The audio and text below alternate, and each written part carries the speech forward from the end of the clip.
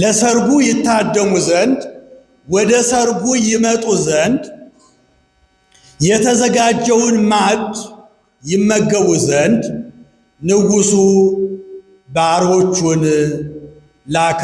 የተጠሩት ሰዎች ምግቡ ተዘጋጅቶ ድግሱ ተዘጋጅቶ አንበላም፣ አንመጣም፣ እኛ እርሻ አለብን፣ እኛ ንግድ አለብን፣ እኛ ጉዳይ አለብን፣ አንሰማም አሉ። ዛሬስ የእግዚአብሔር ልጆች ሊቃውንት ያስተምሩናል፣ መምህራን ይጠራሉ፣ የሚሰማለ ምንም ዝነኞች ብንሆን፣ ምንም ዕውቀት ቢኖረን፣ ምንም ሀብት ቢኖረን ከሞት የሚቀር አንድ ሰው የለም። እንኳን እኛ አይደለም የበቁት ራሱ አባቶቻችን ወደ እግዚአብሔር ሄደዋል። መሄድና አለመሄድ አይደለም ጉዳዩ፣ በእግዚአብሔር ቀኝ ነው የቆሙት ወይንስ በእግዚአብሔር ግራ ነው? ማመን ብቻ በቂ አይደለም። መጠመቅ ብቻ በቂ አይደለም። የክርስትና ሥራ እግዚአብሔር የሚወደው ሥራ መስራት አለብን። የእግዚአብሔር ልጆች የተጠሩት ብዙዎቹ ናቸው፣ የተመረጡት ግን ጥቂቶቹ ናቸው እንዳለን ሁሉ ሁላችንም መድኃኔዓለም ክርስቶስ አድርጉ ያለንን አድርገን እንድንኖር እግዚአብሔር ይርዳል። ሁልጊዜም ልባችንን አይምሯችንን ንጹሕ አድርገን ኑሯችን እንዲባረክ፣ ስራችን እንዲባረክ፣ ሕይወታችን እንዲባረክ ንጹሕ ሆነን እንድንኖር እግዚአብሔር ይርዳል።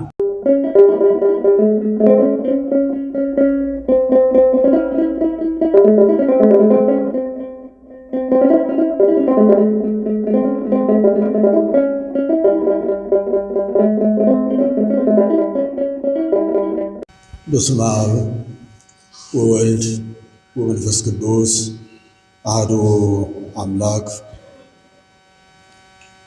የተጠሩ ብዙዎች ናቸው፣ የተመረጡ ግን ጥቂቶች ናቸው።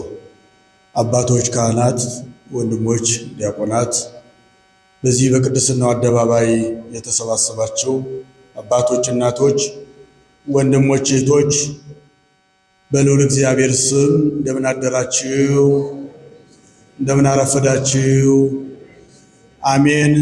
በደላችንን ኃጢአታችንን ሳያስብ በንስሐ አጥቦ በቅድስና ቦታ ላይ እንድንሰባሰብ ቃሉን እንድንሰማ የረዳን የፈቀደልን የአባቶቻችን አምላክ የሁላችንም አምላክ ቅዱስ እግዚአብሔር ስሙ ለዘላለም የተመሰገነ ይሁን።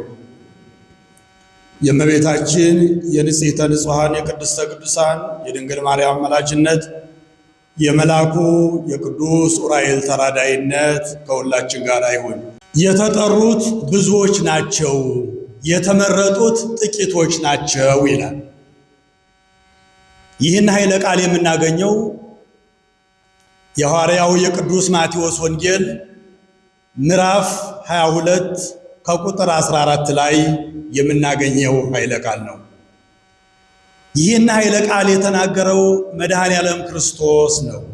ወደ ኋላ መለስ ብለን ከቁጥር 1 ስንመለከተው ኢየሱስም መለሰ ደግሞም በምሳሌ ነገራቸው ይላል።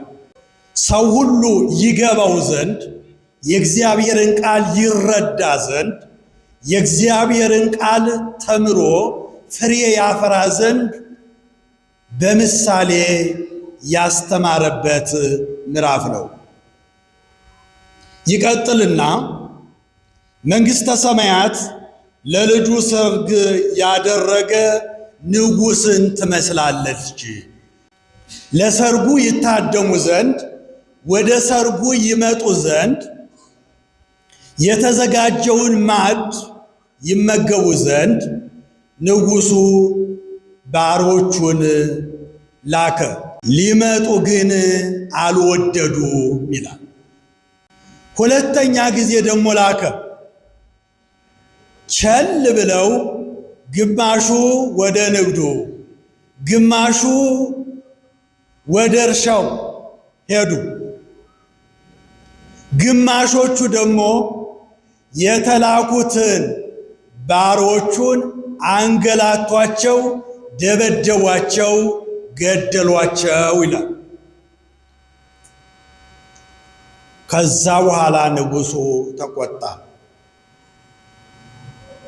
ጭፍሮቹን ልኮ እነዚያን ገዳዮች አጠፋ፣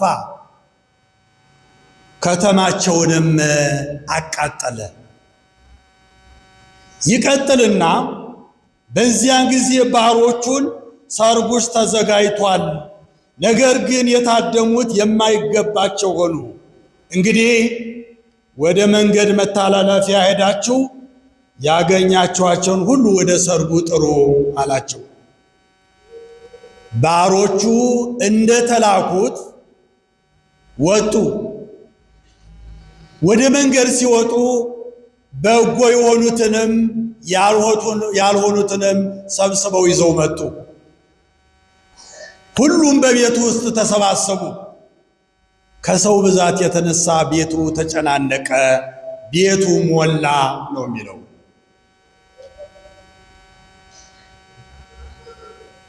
በቤቱ ውስጥ ወደ ተሰበሰቡት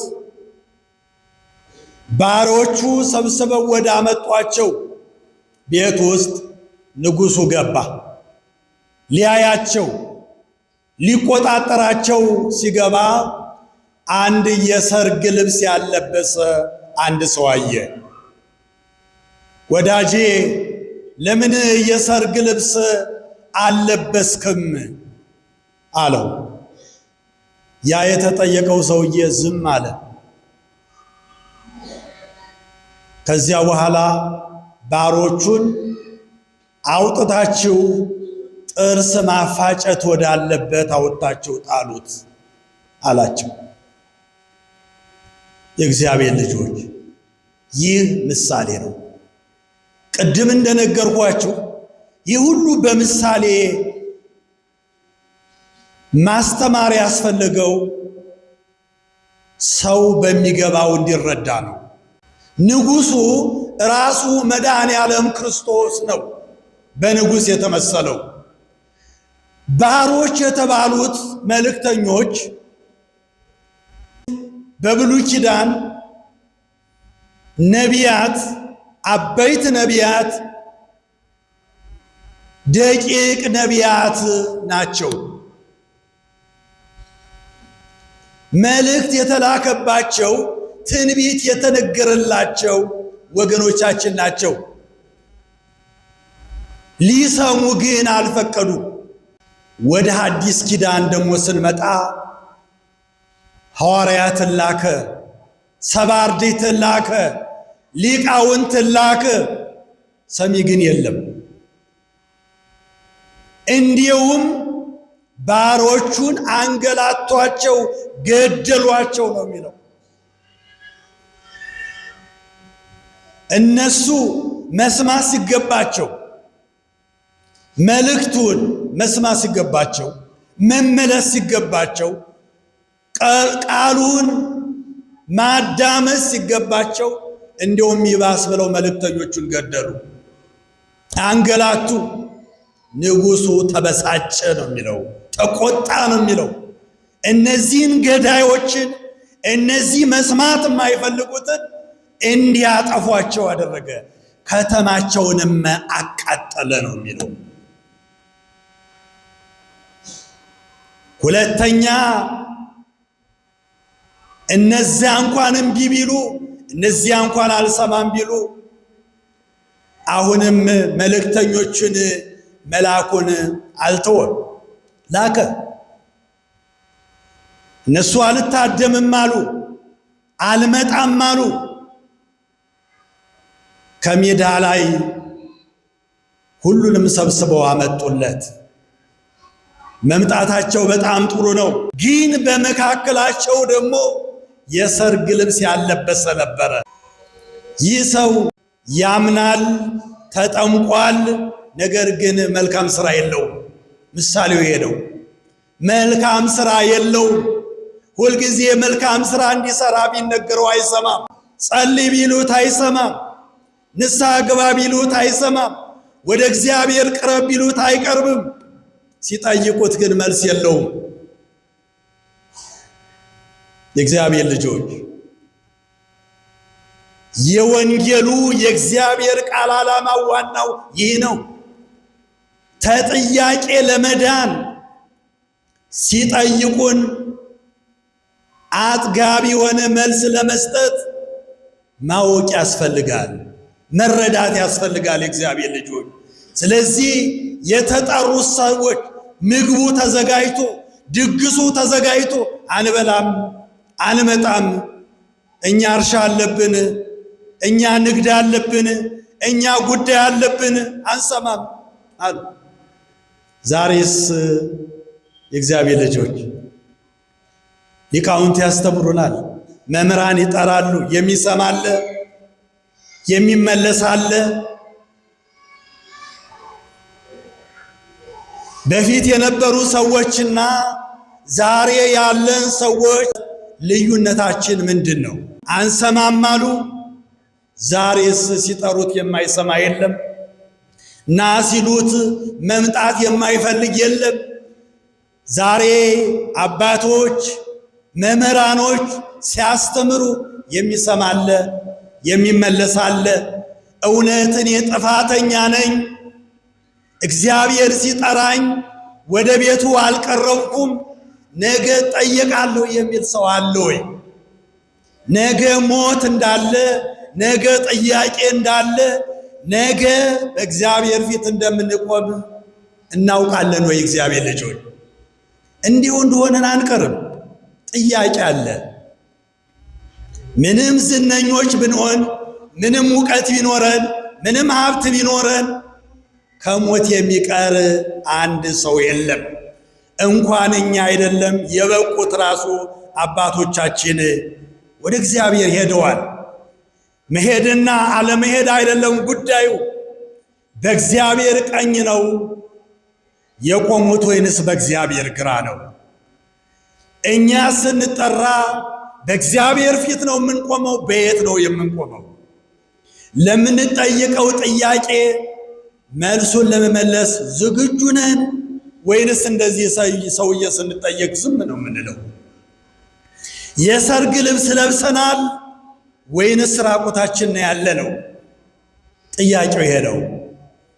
ብዙ አማኝ አለ፣ ብዙ የተጠመቀ አለ።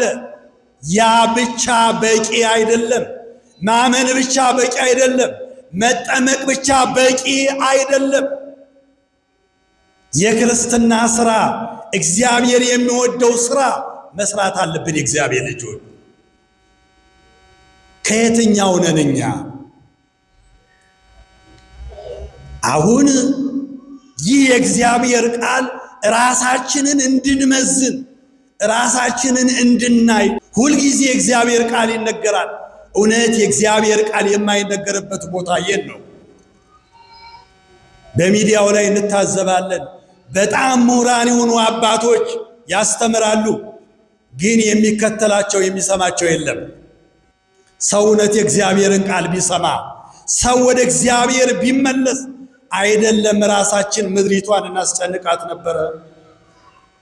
ምድሪቷ ራሱ ተጨንቃ ነው ያለችው፣ እረፍታታ ነው ያለችው። ይህ ሁሉ እኮ የሰው ኃጢአት ነው። ስለዚህ እግዚአብሔር ልጆች ልባችንን ለእግዚአብሔር ቃል እንክፈተው። ልባችንን ንጹህ እናድርገው። አይምሮአችንን ንጹህ እናድርገው። ክፉን ነገር እንቶ ጨዋታውን፣ ሌላው ቀልዳ ቀልዱን እንቶ። የእግዚአብሔር ልጆች በሕይወት ጉዳይ ቀልድ የለም። በሕይወት ጉዳይ አይናችን እያየ የእግዚአብሔርን ቃል መስማት ትተን ሌላውን እየሰማን አይናችን እያየ ወደ ሲኦል መውረድ አለብን። የእግዚአብሔር ልጆች ወደ ሰዓቱ መሄድ አለብን። የእግዚአብሔር ልጆች እግዚአብሔር መድኃኔ ዓለም ክርስቶስ እኮ የተሰቀለው የሞተው ለእኛ ሲል ነው።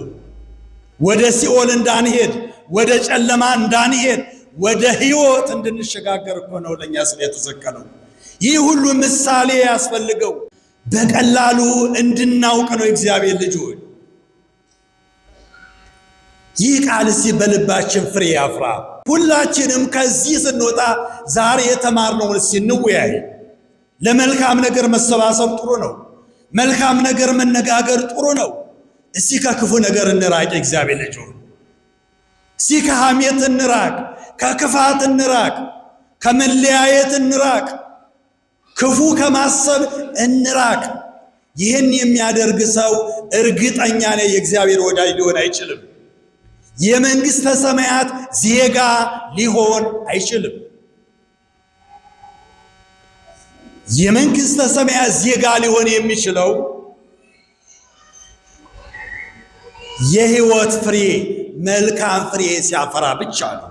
እግዚአብሔር ልጅ ስለዚህ እኛ ክርስቲያኖች ከክፉ ነገር መለየት አለብን። ራሳችንን መጠበቅ አለብን። ስለዚህ የእግዚአብሔርን ቃል ለመስማት ተዘጋጁ። ልቦናችሁን ንጹሕ አድርጉ። ሌላውን ነገር ተውት። ወደ ጨለማ የሚወስደውን፣ ወደ ኃጢአት የሚወስደውን፣ ለራሳችን ለመከራ የሚዳርገውን ነገር፣ በዓለም ውስጥ ያለውን ነገር እንምረጥ። የእግዚአብሔር ልጆች ሁለት ነገር መሆን አንችልም። ዓለማዊም መንፈሳዊም መሆን አንችልም። አንዱን መምረጥ አለብን። መንፈሳዊ ከሆነ መንፈሳዊ ነው። ሁል ጊዜ በመንፈሳዊ አይን በመንፈሳዊ አስተሳሰብ መራመድ አለብን። ዓለማዊ ከሆነ ደግሞ ዓለማዊ ነው፣ በዓለማዊ ሁለቱን ነገር ይዞ መጓዝ አይቻልም። የእግዚአብሔር ቃል እየነገረን ያለው የተጠሩት ብዙዎቹ ናቸው። ብዙ ሰው ነው የተጠራው። ምን ዋጋ አለው? የተመረጠው ደግሞ ጥቂት ነው። ስለዚህ ይሄን ነው ዛሬ እንድናይ የተፈለገው፣ እንድንሰማ የተፈለገው። ይሄ ነው እግዚአብሔር ልጆች። ስለዚህ ንጹሕ ስንዴ ለመሆን እንዘጋጅ። የእግዚአብሔር ቃል በአይምሯችን በልባችን እንዲበቅል ዝግጅት እናድርግ። ሁልጊዜ እንጮኻለን። አያችሁ፣ ተልከው የወጡትን ሰዎች እኮ ገደሏቸው፣ አንገላቷቸው።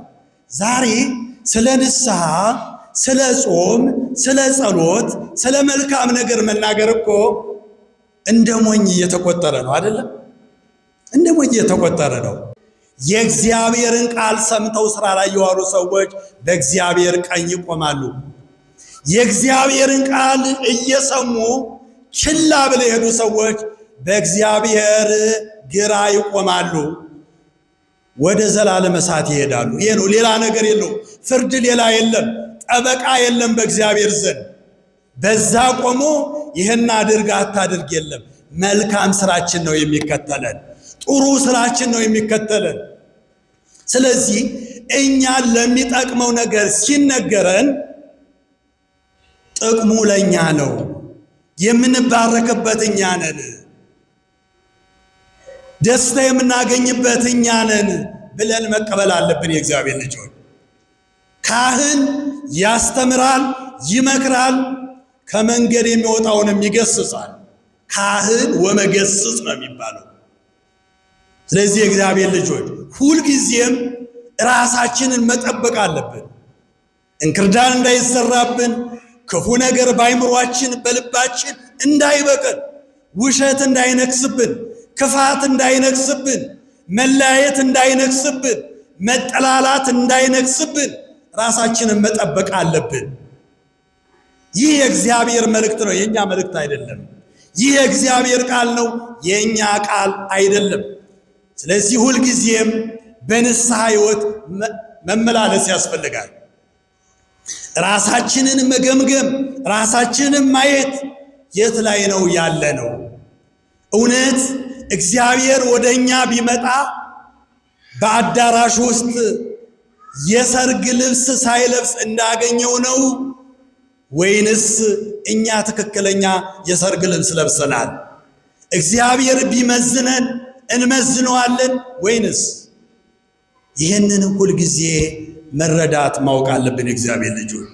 ስለዚህ የተጠሩት ብዙዎቹ ናቸው፣ የተመረጡት ግን ጥቂቶች ናቸው የሚለው ትርጉም ሁልጊዜም ብዛት ሳይሆን ጥራት ያስፈልጋል። ጥራት፣ ለእግዚአብሔር የተለየ፣ እግዚአብሔር የሚወደውን የሚወድ፣ እግዚአብሔር የሚያከብረውን የሚያከብር ትሕትና ያስፈልጋል። ትዕግስት ያስፈልጋል። ንጹሕ አእምሮ፣ ንጹሕ ልብ ያስፈልጋል። ለእግዚአብሔር ከሆነ የተለየ ነው። የእግዚአብሔርን ከሆነ የምናስበው ይህ ያስፈልጋል። ለዓለም ከሆነ የተለየ ነው። ዓለም ደግሞ የራሱ ሥራ አለው። ስለዚህ ይህ በዓለም ውስጥ የሚያስጨንቀውን ነገር ያመጣነው እኛ ነን እንጂ ማንም አይደለም። ራሳችን እንድንጨነቅ፣ ራሳችን ሰላም እንድናጣ፣ እረፍት እንድናጣ ይህ የሰው ልጆች ሥራ፣ የሰው ልጅ ሥራ ነው። የእግዚአብሔር ልጅ ይህ የእግዚአብሔር ሥራ አይደለም። ይህ እግዚአብሔር ያመጣብን አይደለም። ሰው በራሱ ጎትቶ ያመጣው ነው። መከራን ሰው ራሱ ጎትቶ ያመጣል። ጭንቀትን ሰው ጎትቶ ያመጣል። ታዲያ እንዴት አድርጎ እረፍት ሊያገኝ ይችላል? እንዴት አድርጎ ሊረጋጋ ይችላል? የእግዚአብሔር ልጆች ስለዚህ ወደ ቤተ ክርስቲያን ስንመጣ ሥርዓተ ቤተ ክርስቲያንን ጠንቅቀን ማወቅ፣ በቤተ ክርስቲያን ውስጥ የሚደረጉትንና የማይደረጉትን፣ የሚፈቀዱትንና የማይፈቀዱትን ለይተን ማወቅ አለብን። ይህ የእግዚአብሔር ቤት ነው። ይህ የንጉሡ የመድኃኔዓለም ቤት ነው። በዚህ ግቢ ዓለማዊ ነገር አይሰራም። ዓለማዊ ነገር አይታሰብም። ይህ እዚህ ግቢ ውስጥ የሚታሰበው መንፈሳዊ ነገር ነው። የዚህ ግቢ ውስጥ የሚታሰበው በረከት የሚገኝበት ነገር ነው። ሰው ከአካባቢው ተጣልቶ ቢመጣ እዚህ ይታረቃል። እዚህ ግቢ መጥቶ ግን ተጣልቶ ከሄደ በነፍሱም በሥጋው ይጠይቃል። ምክንያቱም የንጉሡ የመድኃኔዓለምን ቤት ዓለማዊ ቤት አድርጎታልና። የተጠሩት ብዙዎቹ ናቸው፣ የተመረጡት ግን ጥቂቶቹ ናቸው እንዳለን ሁሉ ሁላችንም መድኃኔዓለም ክርስቶስ አድርጉ ያለንን አድርገን እንድንኖር እግዚአብሔር ይርዳን። ሁልጊዜም ልባችንን አእምሮአችንን ንጹሕ አድርገን ኑሯችን እንዲባረክ፣ ስራችን እንዲባረክ፣ ሕይወታችን እንዲባረክ ንጹሕ ሆነን እንድንኖር እግዚአብሔር ይርዳን። በንጹሕ መንገድ እንድንጓዝ እግዚአብሔር ይርዳን። ክፉን ነገር ሁሉ መድኃኔዓለም ያርቅልን።